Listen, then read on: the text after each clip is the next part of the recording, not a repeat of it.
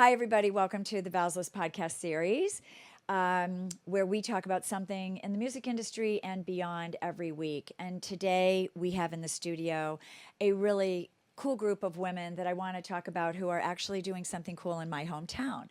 And so today we've got Deb Guy and Whitney Liptay and Saima Abbasi. And they're doing something in our town that brings women together. And I just have so many questions to ask you guys today.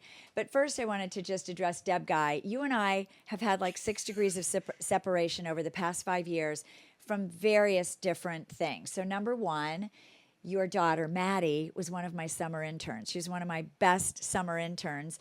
And the problem with the summer interns is they all go on then to college and they get real jobs. And I'm like, oh, they're not at Valslist anymore.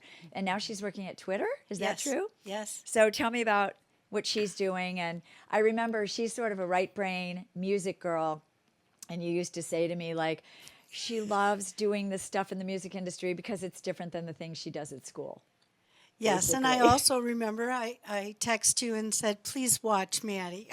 And I hope she hears this because there were just elements of going out on Friday night with assorted people and assorted To live music. venues and live music. And I used to worry, Like any parent is she would. going to come home differently?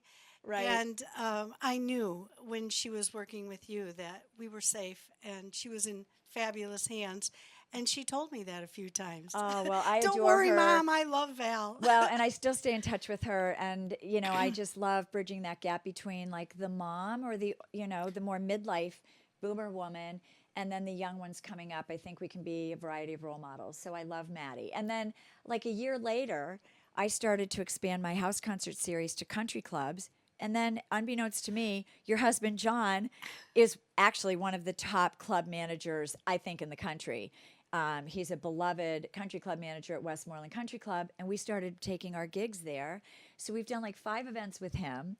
So it's just like out of the woodwork, we have all these different ways that we crisscross, and now this. But so thank you for all those, you know, crisscrossing opportunities. But the thing I want to talk to everybody about today is Women's Exchange, or WE, or we. I don't know if you call it any of those things, All of those. but it's a very, very cool, almost an old school, established women's club, sort of, in our town of Winnetka, Illinois, which is a North Shore suburb of Chicago. And I think it was launched in 1982. And I'd love for you to tell me about what it is and why we're here today. And so you go ahead and introduce us a little bit to what you do. Oh, I'm thrilled. And, you know, one of the things you said caught me when you said old time club. And I think that's where we differ. I think the Women's Club of Winnetka is 100 years old, and it served a philanthropic for the greater good of raising monies. And Women's Exchange has always been about the woman. And in 82, women were very engaged in mothering and being wives and wonderful, educated people. And Joanne Osberger came from Richmond, University of Richmond, to Winnetka with the idea that we needed a women's center for women going out, exploring beyond wife and mother while honoring that. And so raising money, her skin kind of shuddered over because she wanted to know who the woman was. And Right. for the woman to know, okay, outside of all this important work, who am I? And what do I aspire to? And so Well, and especially she with did women it. whose lives change. I think we're compartmentalized a little bit when we're in the mothering phase, when we're in the career phase, we're in the wife phase. We do wear so many hats. And I think in that vein, even though it was established in 1982, and I graduated from college in 79, so I was very much that woman. We've come a long way. The women today have a lot of different things coming at them, probably too many choices almost. So how do you corral that? How do you bridge that gap between the way we were then and the women who are in our town now? Well, interestingly, I think we're all wired a certain way across the generations. I think that we ask the same questions, we ponder the same things. We want meaning and purpose in our lives. And I think that that's crossed all generations. We now have so many ways to express it. So at Women's Exchange, our biggest competition is women have so many more choices, and a lot of them are free. But we still need to take care of the center to be there. We're self-funded. But there's something unique about it because you don't take the pause in going to the library to learn about something. We really ask questions. How'd you feel about that? What changed? What would you do differently? And was there an aha moment in this? And that is Well, continuing to happen. and what I love, and I'd love to hear from the others too, is I think women together are really a strong unit. And there's so much at our fingertips. We can find out any information we want on our phone. We can find out anywhere to go, anything to join solo. But women, I think the thing that will never change, regardless of what our roles are, is women hearing other women and their point of view or their paradigm helps other women. And I'd love to hear from you guys. I'd love to hear from Whitney and Simon just a little bit about how you got into this, who you were, why you came here to join this community. Well, I started coming to the Women's Exchange a couple of years ago and took some really amazing programs. And the most recent one I did, which is the flagship program that started the organization, was life planning. And so I was going through transition. I had my only child go to college, which was really gut-wrenching. And I had a business, and I was just deciding, should I keep my business? And so I think I did 16 weeks of life planning. It was amazing. And then I was so blessed and honored I was asked to join the board. So And Whitney, what's your business? I'm an energy healer, and an Wow. intuitive. So I had that in Winnetka, actually, for about on and off for 10 years. So Oh my gosh, that's a whole other podcast series. I'd love to get inside your head. Yeah. Or maybe let you get inside mine. I know that's even scarier. But yeah, so I was so- working through all those challenges of what do I do next? And so not only were the female connections amazing, but just the teacher who taught there. Can I say her name? Sure. Dee Kane. She was amazing. wow, that's amazing. And so obviously you probably brought a lot to that group too, because just what you do, that's something that not a lot of us know about. So I would imagine people gravitated to you to hear your story, but then I'm sure you got things from others there. Absolutely. Yeah, it was so interesting, and we've stayed connected. We had a tiny class. There were 4 of us, but the sense of community that we got, and we're still meeting like once Wow. every 2 weeks. Just That's just amazing. women connecting and Yep. Like so girlfriends. Basic Yeah. girlfriend stuff is Yeah. really huge. And I know the one thing that I said to Deb when I joined the board, and that organization, the Blue Zones, they talk about these centenarians and how they live long. Well, one of the key components is community, sense of community. I mean, I think that trumps even smoking, alcohol, diet, all of that. And so Right, you it's- have this with this organization, just really authentic, interesting, committed women. Well, just to be able to speak and have others hear you, that's the best counseling out of any other, like you're right, almost out of any other vice, because I think it leaves you happy and content. Sima, how did you get involved? Well, I have a really interesting story. I had not taken any, classes or salons at the Women's Exchange, but I was getting their emails like recently. So, and I was, just like looking at their programs, I was just amazed at, all the offerings they had. And that I thought, wow, this is what a great group and what a great organization. And I would like to, get involved in some way. But I am from Pakistan originally. And I was taking a trip to Pakistan. I'm an environmentalist. And I just was, that trip to Pakistan was about just, going and getting something set up there regarding the environment. And I was talking to a friend, and I said, wouldn't it be great to have something like Women's Exchange right there, just because I just felt this great energy and all the things that they were doing.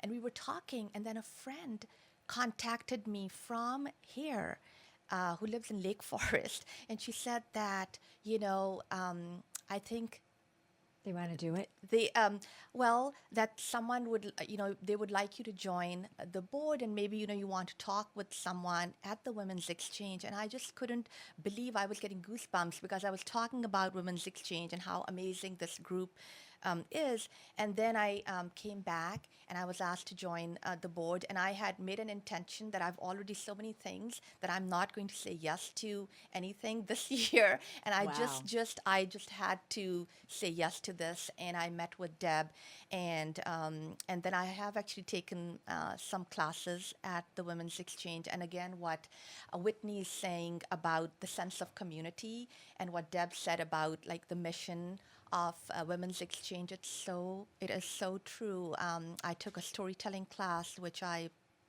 absolutely loved, and then an improv, and just listening to women talking about, it's like very intimate setting. And I'm just Well, who knows? amazed. You may launch an annex one of these in Pakistan. I mean, it can grow. The concept is there. And I think regardless of any boundaries or any cultures, I think the women need to stick together. I remember the book, The Red Tent, one of my favorite books, and just women supporting women. That was a long ago story set in long ago times, but I think it will never change regardless of how busy we get. I do want to touch upon women being so busy. I do worry that we don't have a lot of downtime anymore. And in that regard, I feel like an older person. And, I almost feel myself grasping for like some old fashioned values. And I think, oh my God, I am turning into one of those, seniors already who might judge a little bit when I see like new moms walking their strollers, but they're on their phone while they're watching. And I don't want to be one of those women who judges the next generation. I'm just involved right now in a really cool opportunity called Bridging the Gap. And there's a woman named Catherine Grace O who launched the Fierce 50, where she had 50 women bloggers write about each other. They all have to be over the age of 50. They all had to write about each other on the 50th day of the year. That was last year, and I was one of those co-writers. This year, she launched a new one called Bridging the Gap, where she has midlife women pairing with a millennial, and they each are writing about each other, and that just launched 2 days ago. So, but from that, I learned this value of the boomers are sort of mentors to the millennials, but the millennials are mentors to us too. And their hashtags are "We're Stronger Together." How are you bringing in some of the younger moms or women in our town and letting those of us who are more midlife, who have some life experience behind us, how are you nurturing that to bring everything together so that the two generations get along and absolutely value each other? Well, our setting creates that conversation, and it's always amazing how easy it flows. We had, I facilitated life planning for a semester, and I had two 28-year-old women. I had a 70-year-old and all the numbers in between. And it was amazing to watch them. And one of the younger women said, "Deb, I could have gone my whole life without knowing values was something I needed to be aware of in my job search.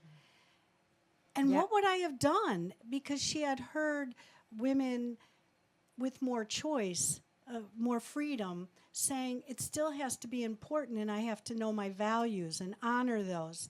And here these young women, that wouldn't come up in a text message. It Well, wouldn't that's come true. up on And the in internet. so much of their training is a different kind of prep for the job interview. Right. And some of the really stayed traditional, I don't want to say old fashioned values. When I use the adjective traditional, that's like one of the highest compliments I think I can give something, especially if it's still lasting now. Then it's traditional, maybe with a twist, but it's a solid foundation, is sort of how I look at it. And I agree. And I think part of the challenge is getting those two age groups in a room together. So Right. grabbing the attention, doing something that the millennials even notice so that they come to. So I think the hardest with their age group is getting them to the room. I think the magic will begin once they get in the room. And then, getting the 70-year-olds or the 60-year-olds in the room, they might come with a different expectation, like, well, this won't be a solid conversation or whatever. So I think getting people to sign up or to come is the challenge today. Whether it's me trying to get people to come to a music concert, or you trying to get people to just attend a class, or even walk into the walls, walk into your space to just see it and feel it. So how do you get women to actually show up? Do you have any tricks to try to, have that kind of event where people might stumble across you? Well, a woman used the internet and keywords and landed in. She's actually in our knitting class right now. So keywords and hashtags work in a Keywords knitting and class. hashtags. Hello. And It's great. titles are incredible. They have to be pithy and catchy and relevant, because even people in general will not come to a class, let's say, come to Alcoholics Anonymous.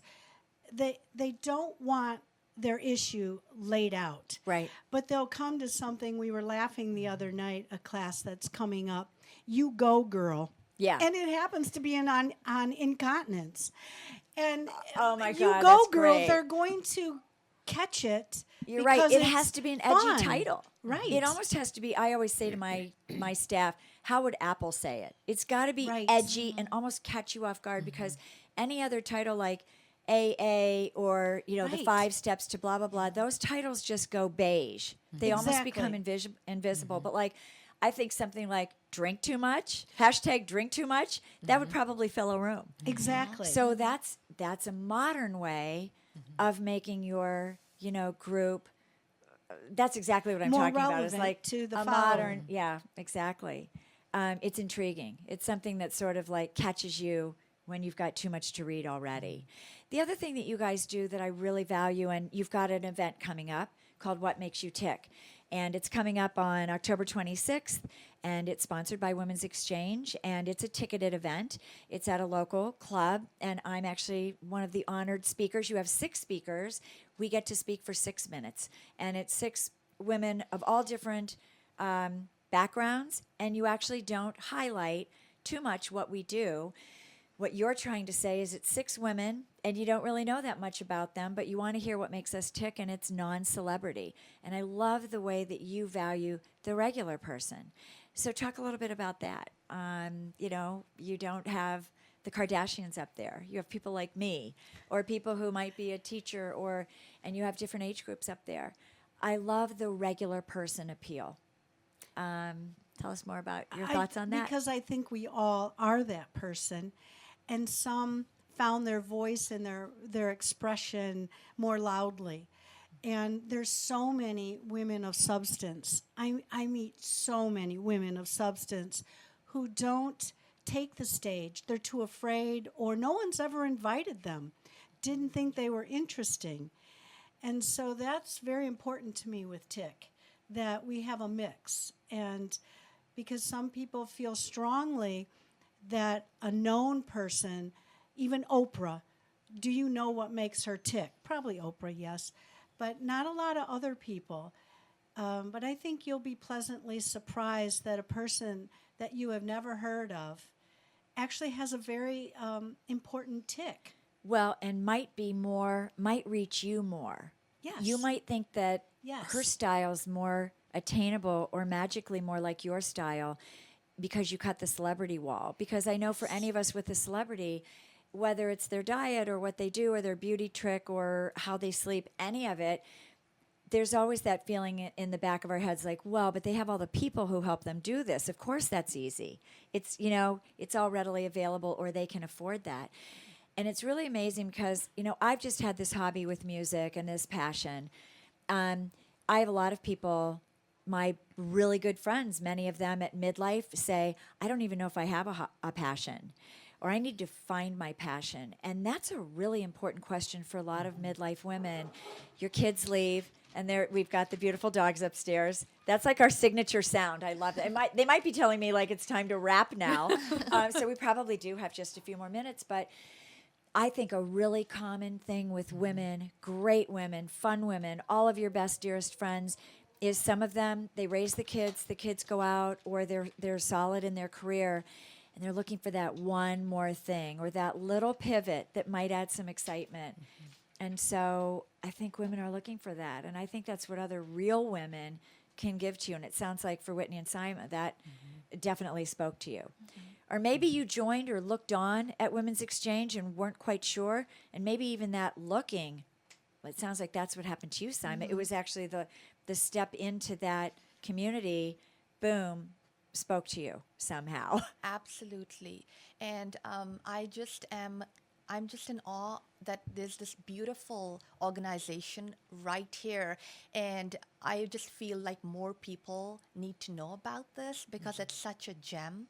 And just the space itself, when I'm sitting there taking a class, all these beautiful windows and the trees outside, it's It's so like a great special. it's like a great house or a living room. It is. And that's another way that Deb and I crisscross is because your space is above the Winnetka Chapel, which is connected to our local community house. And we're starting to have concerts in the chapel now. The Valslist House Concert Series has expanded to the chapel. We don't have a green room because chapels weren't built for a green room. And so Deb has offered your space as the green room for my artists. And so I go up there more than I used to. It's a beautiful space, but it is calm. It's not sterile. It's like a living room up there with a bunch of different rooms. So it's a great place for women to come hang. It's a neutral space. And so what would you like to add to that, Whitney, just about... Well, I What would say I'll do a pitch for the event. Simon and I are co-chairing the event, and it's going to be really tons of fun. We've already hit our 100 mark, but we're hoping to get more. Oh, that's amazing. And the food's going to be fantastic. Yeah, the food and is fantastic The there. venue's beautiful, and the speakers will be, we just say it's like a mini TED Talks that'll just be really inspiring. And Well, I love that because one of the things I value is I want people to leave whatever I do, like my concerts, I want them to leave smarter than when they came.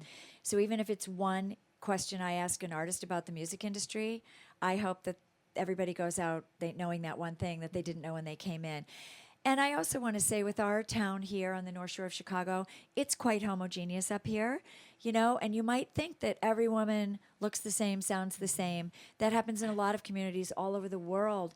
I love that we're bringing just different you have to come see what it's like. I think guaranteed you will see somebody who's got way more color and way more going on and way more ideas than you ever thought in our town. Because just because you're a mom of a kid in a town and your daily life is a little bit rote, there's a whole lot of spice going on with people who love this. So we have to wrap for today, but thank you so much, and I can't wait for the event.